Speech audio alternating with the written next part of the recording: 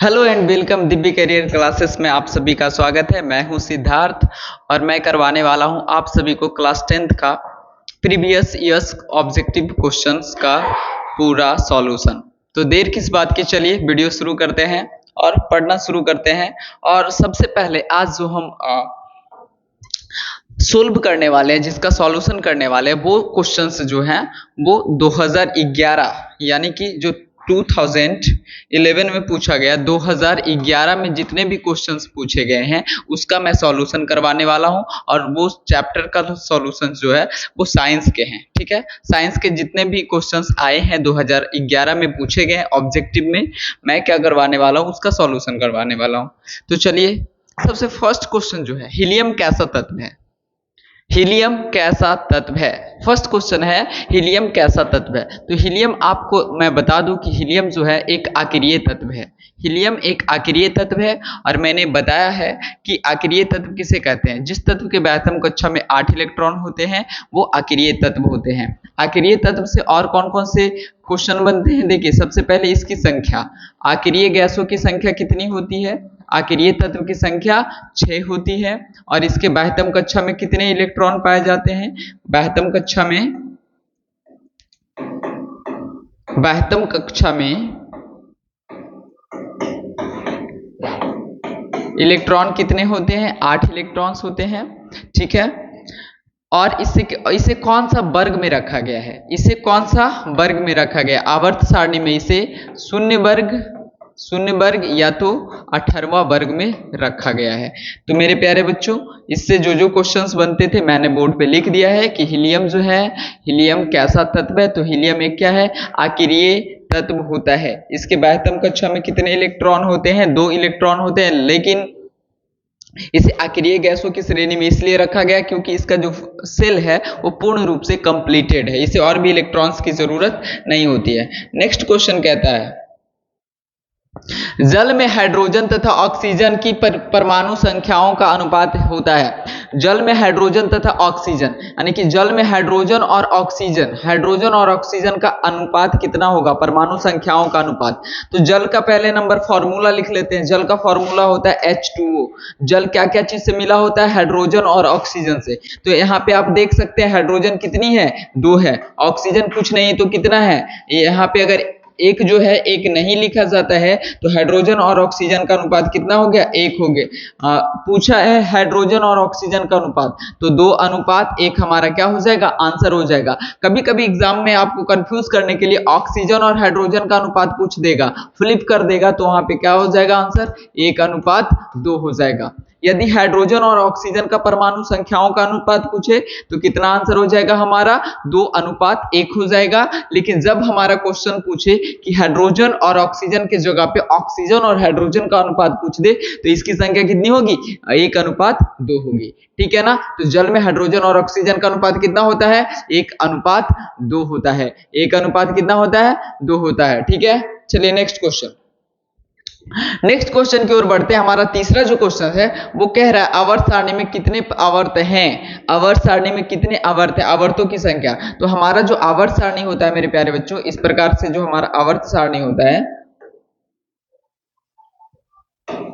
ठीक है ना, इस प्रकार से जो आवर्त सारणी होता है इसमें आवर्तों की संख्या जो होता है 1 से शुरू होकर कितना तक होता है? 18 तक होता है। कितना तक होता है? 18।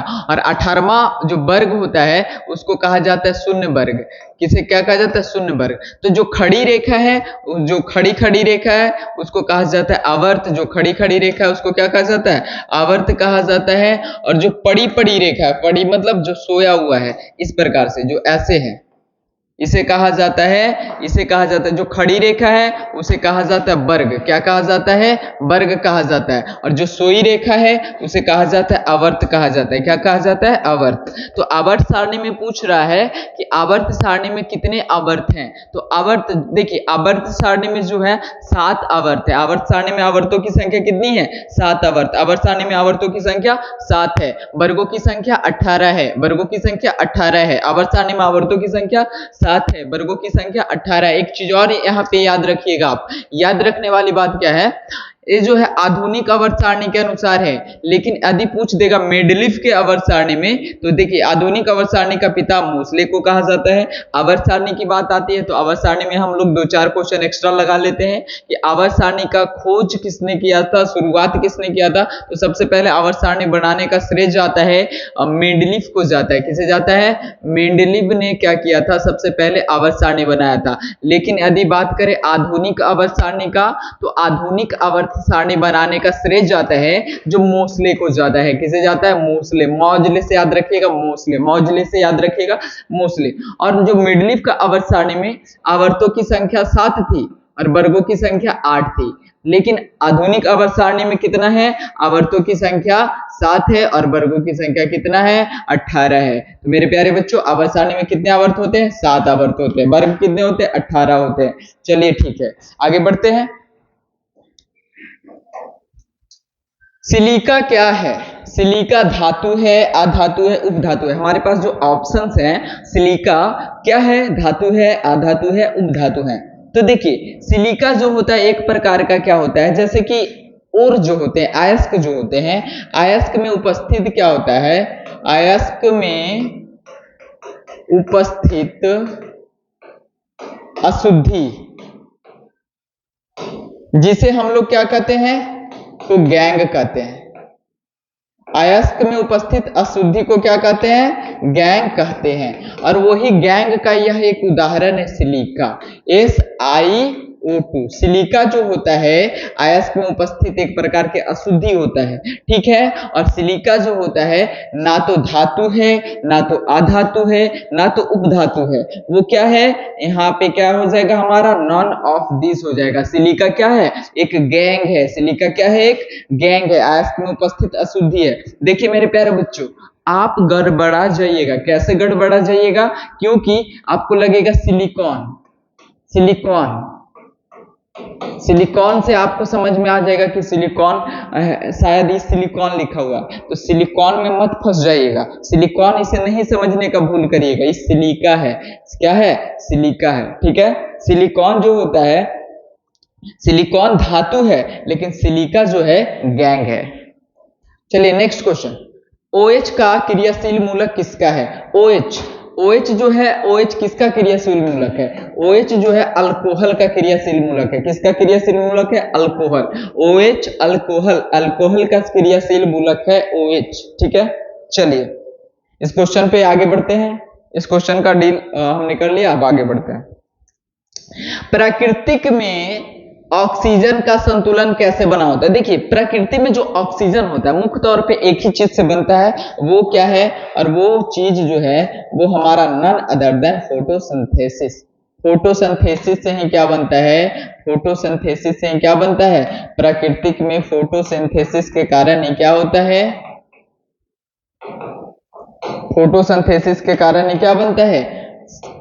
ऑक्सीजन गैस निकलता है, ऑक्सीजन गैस निकलता है। इन कौन सा गैस होता है? इन होता है CO2।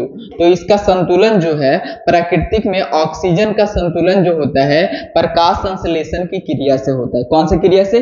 प्रकाश संश्लेषण की क्रिया। प्रकाश संश्लेषण की क्रिया किसे कहा जाता है?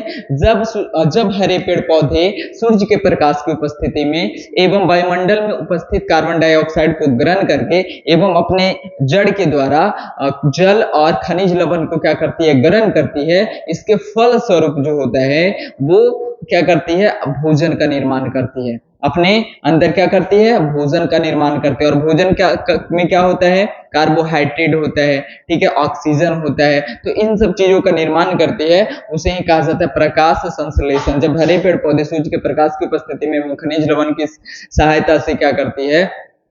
कार्बन डाइऑक्साइड अपने स्टोमाटा द्वारा अधिग्रहित करके, ग्रहण करके क्या होता है? भोजन बनाता है। उसे ही क्या कहा जाता है?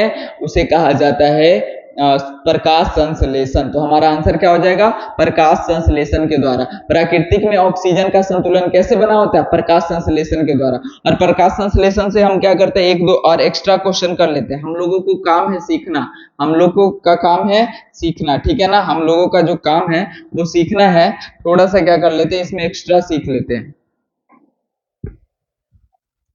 क्वेश्चन ही चला गया, बताओ तो, क्वेश्चन ही चला गया। देखिए प्रकाश संश्लेषण में हम लोग एक क्वेश्चन और सीख लेते हैं। क्या सीख लेते हैं कि प्रकाश संश्लेषण जो होता है, हाँ आ गया, चलिए प्रकाश संश्लेषण में एक क्वेश्चन और सीखने वाली बात क्या होता है कि प्रकाश संश्लेषण जो होता है ना बच्चे, प्रकाश संश्लेषण जो होता है उसके द्वारा क्या होता है, देखिए ऑक्सीजन गैस बाहर निकलता है, कार्बन डाइऑक्साइड गैस क्या होता है, कार्बन डाइऑक्साइड गैस अंदर होता है, मतलब कि पेड़ पौधे कार्बन डाइऑक्साइड लेते हैं, ऑक्सीजन बाहर छोड़ते हैं। तो और यह जो क्रिया होता है पेड़ पौधे के अंदर क्या होता है, एक छोटा छोटा क्या होता है, महीन महीन छिद्र होता है।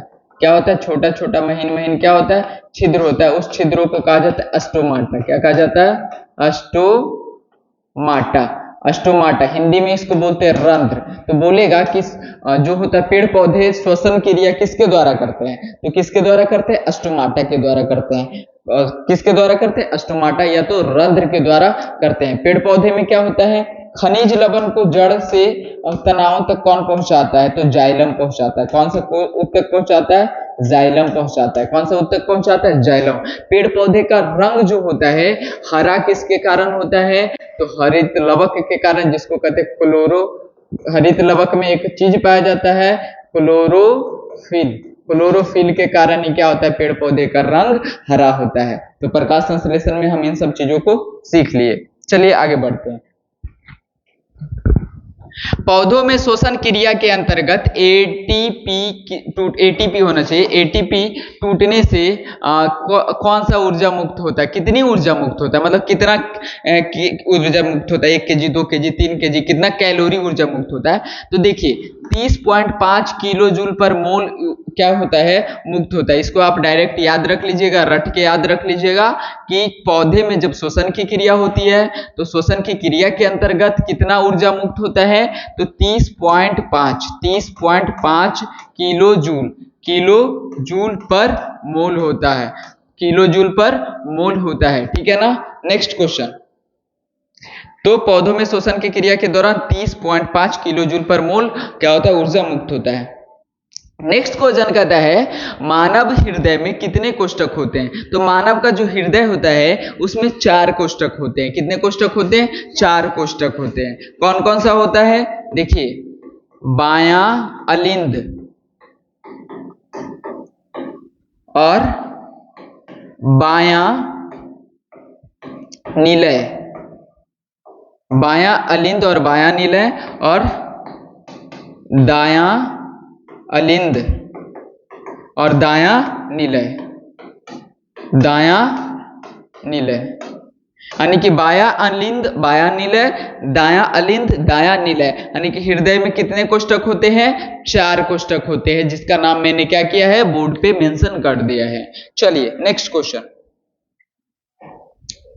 मानव हृदय का औसत परकुंचन दाब कितना होता है, मतलब कि धक धक धक धक जो करता है वो कितना स्पीड से होता है, ठीक है ना, कितना दबाव के साथ होता है, तो वो 120 mmHg के दबाव से होता है। मानव हृदय का औसत परकुंचन दाब, जो दिल धड़कता है वो कितना प्रेशर के साथ, 120 mmHg के साथ क्या करता है, धक धक धक धक करते रहता है। ठीक है, आगे पौधों में बाष्पोत्सर्जन किस भाग में होता है। पौधों में बाष्पोत्सर्जन कहने का मतलब जो होता है इवापोरेशन, यानी कि जो पेड़ पौधा है। देखिए सबसे पहले मैं क्या करता हूँ, आपके सामने एक गमला ले लेता हूँ। ठीक है, एक गमला लिया मैंने, फिर क्या किया, मैं इसका क्या कर देता हूँ, रूट सेट कर देता हूँ, फिर यहाँ पे पेड़ पौधा का पत्ती भी बना देता हूँ। पेड़ पौधा का पत्ती हरा होता है नहीं, चलिए हरी पत्ती, हरी पत्तियों में मैग्नीशियम, हरे पत्तियों में मैग्नीशियम, यानी कि क्लोरोफिल में मैग्नीशियम पाया जाता है। अब क्या कर लेते हैं, इसमें क्या कर लेते हैं,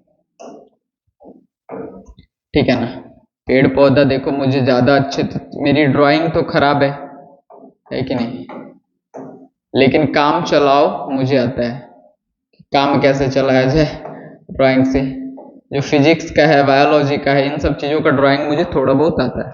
चलिए, तो क्या होता है कि पेड़ पौधे का जो होता है पत्ती क्या होता है, पौधों में बाष्पोत्सर्जन किस भाग से होता है, जड़ से, तना से, पत्ता से। तो देखिए मेरे प्यारे बच्चों, पत्ता में छोटा छोटा छेद होता है, छोटा छोटा क्या होता है, छिद्र होता है। इसी छिद्र को कहा जाता है अस्टोमाटा, अस्टोमाटा। इसी से क्या होता है, ऑक्सीजन बाहर निकलता है और कार्बन डाइऑक्साइड अंदर जाता है। ठीक है, तो कहा, और इसी से क्या होता है, पानी भी क्या होता है, पानी क्या होता है, बाहर निकलता है। जड़ से पानी को खींचता है, बाष्पोत्सर्जन की क्रिया द्वारा ऊपर जाता है पानी, और पानी क्या होता है, वाटर जो होता है ऊपर क्या होता है, निकलता है और निकल के रिलीज हो जाता है। तो पेड़ पौधों में जो होता है बाष्पोत्सर्जन की क्रिया, वो जड़ द्वारा नहीं होता है, तना द्वारा नहीं होता, पत्ता द्वारा होता है। किसके द्वारा होता है, पत्ता के द्वारा होता है। नेक्स्ट क्वेश्चन, अगला जो हमारा प्रश्न है वो आपके कंप्यूटर स्क्रीन पर ए रहा। कहता है कृत्रिम वृक्क किन अपशिष्ट उत्पादों को रुधिर से अपोहन द्वारा निकालता है। देखिए, अपोहन की क्रिया में जो होता है ना, ब्लड में नाइट्रोजन की मात्रा को क्या कर देता है, वो हटा देता है। अपोहन क्या होता है, डायलिसिस क्या होता है, इसके ऊपर मैं एक अलग से वीडियो बना दूंगा, आप जाकर देख लीजिएगा। ठीक है ना, 3D फॉर्म में मैं बना दूंगा।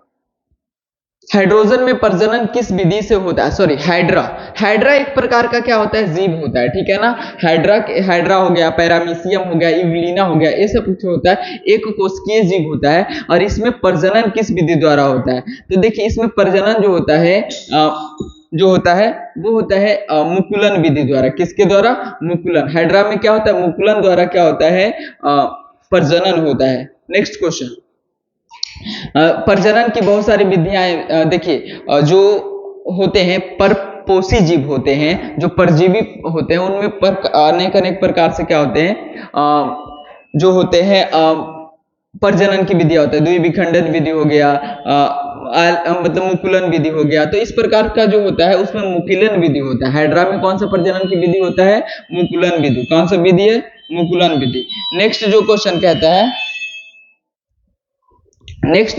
कहता है किसी माध्यम के अपवर्तनांक n का मान कितना होता है। माध्यम के अपवर्तनांक n कह लो या तो म्यू कह लो। तो म्यू इक्वल टू क्या होता है, म्यू इक्वल टू होता है साइन आई बटे साइन आर। ठीक है ना, साइन आई बटे साइन आर। किसी माध्यम का अपवर्तनांक का मान कितना होता है, साइन आई बटे साइन आर। उनको उठा के बोल दो कि सर क्लास ले रहे।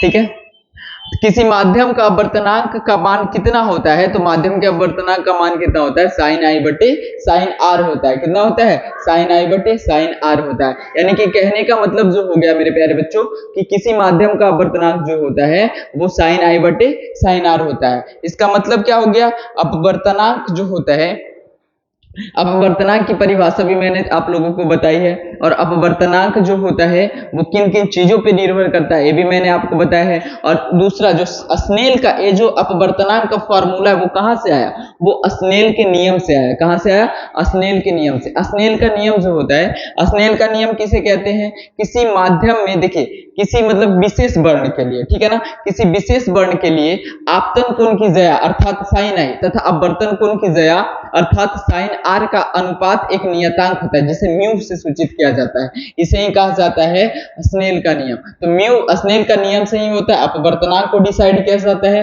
और अपवर्तनांक म्यू बराबर होता है साइन आई बटे साइन आर। ठीक है, एक्सप्लेनेशन के साथ साथ हम लोग क्या करते चलेंगे, क्वेश्चंस को पढ़ते चलेंगे। नेक्स्ट क्वेश्चन कहता है दाढ़ी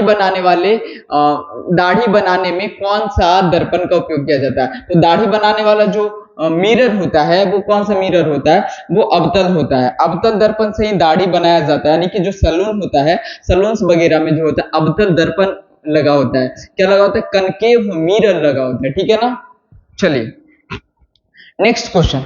और अवतल दर्पण से एक दो क्वेश्चन और कर लेते हैं। इसमें हमेशा इमेज जो होता है बड़ा बनता है। क्या बनता है, वस्तु से बड़ा बनता है। और जो दांत का डॉक्टर जो होता है, दांतों का डॉक्टर जो होता है, दांतों का डॉक्टर भी क्या करते हैं, वो अवतल दर्पण का प्रयोग करते हैं। क्या करते हैं, अवतल दर्पण का प्रयोग करते हैं। एक चीज और इसमें जान लीजिएगा, इसमें हमेशा क्या होता है, इसका देखिए फोकस दूरी भी ऋणात्मक होता है, वस्तु दूरी क्या होता है, तो ऋणात्मक होता है, प्रतिबिंब दूरी भी क्या होता है, ऋणात्मक होता है। तो इन सब चीजों को आप क्या करिएगा, याद रखिएगा। ठीक है ना, यहाँ पे म्यू नहीं होना चाहिए, यू होना चाहिए, यू।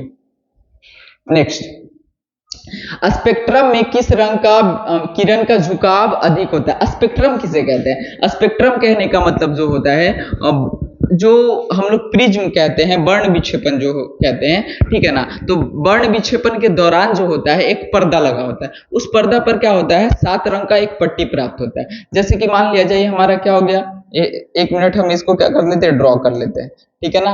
मान लेते हैं कि ये हमारा प्रिज्म है, क्या है, हम लोगों का प्रिज्म। और इस प्रिज्म में क्या हुआ, सूरज का प्रकाश आया, सूरज का प्रकाश आ गया। तो सूरज का प्रकाश क्या होता है, वो 7 रंग का एक रंगीन पट्टी का निर्माण कर लेता है। क्या कर लेता है, 7 रंग का एक रंगीन पट्टी का निर्माण कर लेता है। और वो पट्टी कौन कौन सा होता है, सबसे होता है बैगनी, पहला होता है बैगनी, फिर उसके बाद होता है जामुनी, सबका नाम मैं लिख देता हूं। पहला जो होता है वो होता है बैगनी, बैगनी, उसके बाद जामुनी, उसके बाद नीला, हरा, पीला, नारंगी और लाल। तो क्वेश्चन कहता है कि जो स्पेक्ट्रम है, जो यहाँ पे जो पर्दा है, इसी को कहा जाता है, जिस पर्दे पे प्राप्त होता है, इस पर्दा पे मान लिया जाए पट्टी प्राप्त हुआ, रंगीन पट्टी प्राप्त होता है, ऐसा नहीं कि लिखा हुआ प्राप्त होता है, एक रंग दिख जाता है। और उस रंग का जो पट्टी को ही कहा जाता है स्पेक्ट्रम। क्या कहा जाता है, स्पेक्ट्रम। इस पर्दा को ही कहा जाता है स्पेक्ट्रम, ठीक है, या वर्णपट। तो इस पर्दा पर जो होता है सबसे नीचे कौन सा रंग है, तो बैगनी रंग है। कौन सा रंग है, बैगनी। तो किस रंग का झुकाव सबसे अधिक होता है, बैगनी रंग का झुकाव क्या होता है, अधिक होता है। क्यों, क्योंकि इसका तरंग दैर्घ्य जो है बहुत कम होता है, और ज्यादा दूर तक कौन दिखाई देता है, लाल दिखाई देता है, ठीक है। चलिए नेक्स्ट क्वेश्चन, स्पेक्ट्रम एक प्रकार से और जान लीजिएगा, स्पेक्ट्रम से एक क्वेश्चन और जान लीजिएगा कि स्पेक्ट्रम जो होता है 2 प्रकार का होता है। एक सतत वर्णपट होता है, ठीक है ना, सतत। एक होता है सतत वर्णपट होता है जिसको हम लोग कहते हैं रेगुलर, एक इरेगुलर होता है, ठीक है ना। नेक्स्ट क्वेश्चन, विद्युत फ्यूज विद्युत धारा के किस प्रभाव पर काम करता है। विद्युत फ्यूज जो होता है विद्युत धारा के क्या होता है, किस प्रभाव पर काम करता है। तो देखिए फ्यूज कब होता है, जब करंट जाते रहता है। देखिए फ्यूज इस प्रकार का होता है, फ्यूज हम आपको ड्रॉ करके दिखाते हैं, जैसे कि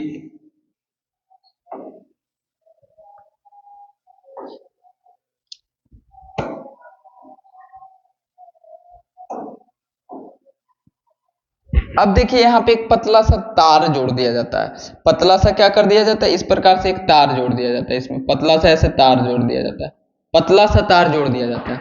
अब क्या किया जाता है, इसके बाहर क्या होता है, इसमें जो होता है इसमें ऐसे बाहर में ऐसे खांचा लगा होता है, जो कि क्या होता है, जो जाकर फिट बैठ जाता है। वो खांचा जो होता है मतलब कि बोर्ड में जाके ऐसे फिट बैठ जाता है, ठीक है ना, इस प्रकार से फिट बैठ जाता है, ठीक है। अभी जो फ्यूज है, क्या है, फ्यूज है। फ्यूज जो होता है सिंपली समझ लीजिए आप कि इस प्रकार से हम लोगों का खांचा है। पुराना वाला तो, अब नया वाला अलग ढंग का आता है। पुराना वाला जो होता था खांचा में ही क्या होता था, इस प्रकार का जैसे खांचा है, एक मिनट, इस प्रकार का जो खांचा है, क्वेश्चन क्या है, हाँ, इस प्रकार का जो खांचा है ऐसे, ठीक है। और यहाँ पर 2 निकला हुआ है, समझ लीजिए, एक यहाँ एक यहाँ, और इसी दोनों को क्या कर दिया जाता था, जोड़ दिया जाता था तार की मदद से, जोड़ दिया जाता था, ठीक है ना, इस तार की मदद से जोड़ दिया जाता था, पतला तार की मदद से। जब इसको लगाया जाता था, जब इससे करंट जब गुजरने लगता था, क्या होने लगता था, गुजरने लगता था, तो गुजरने के बाद ही गर्म होता था। क्या होता था, गर्म। अगर ज्यादा करंट गुजरने लगा तो इसका मतलब जितना ज्यादा करंट गुजरेगा उसमें ये मान उसका ज्यादा होगा। तो ज्यादा करंट गुजरने से क्या हो जाता था, गर्म हो जाता था। क्या हो जाता था, गर्म। और गर्म होने के बाद क्या हो जाता था, वो गल जाता था और करंट जाना बंद हो जाता था, यानी कि विद्युत परिपथ भंग हो जाता था। तो विद्युत फ्यूज जो है विद्युत धारा के उष्मीय मान पर काम करता है। कौन सा मान पर काम करता है, उष्मीय मान पे। उष्मीय मतलब हीटिंग इफेक्ट ऑफ करंट पे काम करता है। नेक्स्ट क्वेश्चन कहता है किसी कुंडली का प्रतिरोध ज्ञात करने के लिए सूत्र क्या होता है। तो देखिए किसी भी कुंडली का प्रतिरोध ज्ञात करने के लिए सूत्र होता है V बराबर, देखिए एक चीज समझ लीजिए, V बराबर होता है IR, और R जो है प्रतिरोध है, और I क्या है, करंट है, V जो विभवांतर है। तो R मतलब प्रतिरोध निकालने के लिए कह रहा है, R बराबर क्या हो जाएगा, V/I। तो कौन सा ऑप्शन में V/I है, देख लीजिए V/I, R बराबर ऑप्शन नंबर सी। तो हमारा हो जाएगा V बराबर IR से। आप याद रखिएगा प्रतिरोध निकालने का, प्रतिरोध को क्या चीज से सूचित करते हैं, R से सूचित करते हैं। प्रतिरोध को क्या चीज से सूचित करते हैं, R से। और प्रतिरोध का ऐसा ही मात्रक क्या होता है, ओम होता है। क्या होता है, ओम। प्रतिरोध का ऐसा मात्रक ओम होता है, जिसे ग्रीक अक्षर इससे सूचित किया जाता है, ठीक है। नेक्स्ट क्वेश्चन, डायनेमो किस प्रकार के धारा प्राप्त होता है। देखिए डायनेमो से बहुत ज्यादा इंपॉर्टेंट क्वेश्चन है, पूछा गया है कि डायनेमो से किस प्रकार का धारा प्राप्त होता है। तो देखिए कभी आपको लगेगा डिस्ट डायनेमो जो होता है मोटरसाइकिल में लगा होता है, तो मोटरसाइकिल वाला डायनेमो से डिस्ट धारा प्राप्त हो जाता है या प्रतिवर्ती धारा, वो तो लगता है कि डीसी प्राप्त हो जाता है। तो अब सोचिएगा कि जनरेटर है तो जनरेटर से एसी प्राप्त होता है, तो आप कंफ्यूज होकर मार दीजिएगा कि दोनों होता है, तो ये क्या हो जाएगा, गलत हो जाएगा। डीसी मतलब डिस्ट धारा मतलब डीसी भी प्राप्त होता है, एसी भी प्राप्त होगा, आपको लगेगा कि ऐसा, लेकिन डायनेमो जो होता है उससे मुख्य रूप से डिस्ट धारा प्राप्त होता है, ना कि कौन सा धारा, प्रत्यावर्ती धारा। देखिए डिस्ट धारा प्राप्त होता है ना कि प्रत्यावर्ती धारा। कैसे, मैं अभी आपको बता देता हूं। देखिए जो डायनेमो होता है उसमें क्या हो जाता है, डायनेमो में जो होता है विभक्त वलय होता है। डायनेमो में कौन सा वलय लगा रहता है, विभक्त वलय। विभक्त वलय क्या है, डायनेमो के ऊपर मैंने क्या किया है, एक वीडियो स्पेशल बना के रखा है। डायनेमो और जनरेटर में क्या फर्क है उस पर एक वीडियो बना के रखा है, आप जाकर उसमें देख सकते हैं। तो विभक्त वलय क्या करता है, वो विभक्त वलय जिसमें विभक्त वलय लगा होता है, एक विभक्त वलय होता है, एक होता है स्लिप रिंग। स्लिप रिंग, ठीक है। तो स्लिप रिंग जो होता है, स्लिप रिंग जो होता है उसमें क्या होता है, लगा होता है जनरेटर में। किस चीज में, जनरेटर, जनरेटर में। और विभक्त वलय किसमें लगा होता है, डायनेमो में। तो डायरेक्ट बोला है कि जिसमें विभक्त वलय होगा वो डीसी करंट देगा, और जिसमें स्लिप रिंग लगा होगा वो एसी करंट देगा। तो अब बताइए, कह रहा है डायनेमो में किस प्रकार का था, तो डायरेक्ट जो डायनेमो होता है उसमें विभक्त वलय लगा होता है, वो कौन सा धारा देगा, डिस्ट धारा देगा। तो यहां से क्वेश्चन जब भी पूछे कि डायनेमो में किस प्रकार का धारा प्राप्त होता है, तो डिस्ट धारा, ठीक है। डेंगू उत्पन्न करने वाला मच्छर कहाँ होता है, साफ जल में होता है। साफ जल, आप अपने घर में भी कटोरा में पानी रख के कुछ दिन तक छोड़ देंगे तो उसमें देखेंगे कि धीरे धीरे मच्छर पैदा होने लग जाएगा, तो साफ जल में। निम्नलिखित में कौन सा बायोगैस ईंधन का स्रोत नहीं है। बायोगैस, लकड़ी, इसमें जीवन है, ईबी है। गोबर, ईबी है। और कोयला, कोयला लिख दिया, कोयला। कोयला कौन सा है, कोयला भी है। तो कौन सा नहीं है, ई हो जाएगा हमारा आंसर। हमारा आंसर जो हो जाएगा, क्या हो जाएगा, वो हो जाएगा नाभिकीय ऊर्जा। नाभिकीय ऊर्जा जो होता है यूरेनियम, थोरियम वगैरह से प्राप्त होता है, ना कि जैविक चीजों से प्राप्त होता है। तो बायोगैस नहीं है हमारा, ठीक है। अब देखते हैं अगला क्वेश्चन क्या है। बस, थैंक यू, इतना ही क्वेश्चन था। तो 2011 में जो 20 प्रश्नों को पूछा गया था, ऑब्जेक्टिव के 20 प्रश्नों को पूछा गया था, उसका मैंने बड़ा ही अच्छे तरीके से क्या क्या एक्सप्लेनेशन करवाया। तो आप जाकर वीडियो क्या करें, देखें, और यदि अच्छा लगे तो मेरे चैनल को सब्सक्राइब कर सकते हैं, क्योंकि मैं प्रीवियस ईयर्स का जितने भी क्वेश्चंस हैं मैं क्या करवाने वाला हूं, ऑब्जेक्टिव का एक अलग सीरीज, और 2 नंबर वाले क्वेश्चन का एक अलग सीरीज, और 5 नंबर वाले क्वेश्चन का एक अलग सीरीज, और 3 नंबर वाले क्वेश्चन का एक अलग सीरीज बनाकर क्या करूंगा, सारा क्वेश्चन करवा दूंगा विथ फुल एक्सप्लेनेशन। तो मेरी वीडियो अच्छी लगे तो लाइक करें, चैनल को सब्सक्राइब करें। तब तक के लिए गुड बाय, धन्यवाद।